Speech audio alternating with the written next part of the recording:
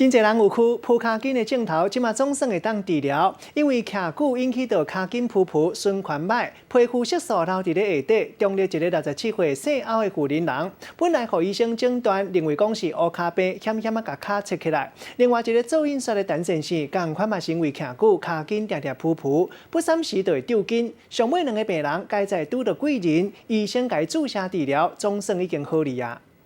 67岁姓欧的妇人人，甲裤骹比起来，看伊的倒骹，因为少年的时伊做这个头毛的，因为爱长时间安尼一直徛到安尼骹酸肿骹重，伫伊30几岁的时阵，都有扑骹筋的现象。佮定定伊拢爱穿这个束袜啊，翕条着定定会去甲绕破空刷滴输这个空喙烂去，尾啊才来结疤真歹看。 规支骹看到乌形，佮互人误诊讲是这个乌骹病，差一丝啊倒骹，互爱甲锯掉。他说：“你不用来看，就等着截肢就好了。”哦，我那心情很难过。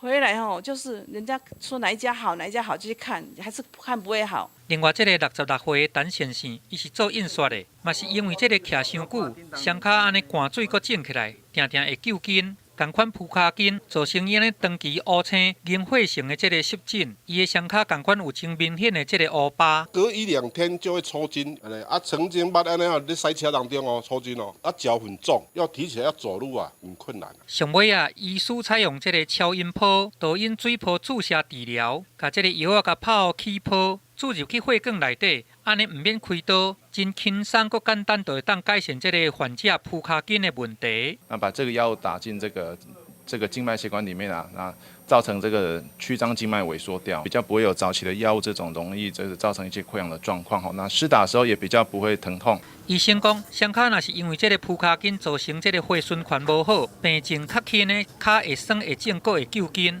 若较严重的，规个皮肤会泛乌、发红起疹，有当时佫会生腮火，引起这个芳臭性的组织炎，有可能会保命。即马有这个新型的起泡注射治疗，对这个扑骹筋的患者来讲，是一个真好的消息。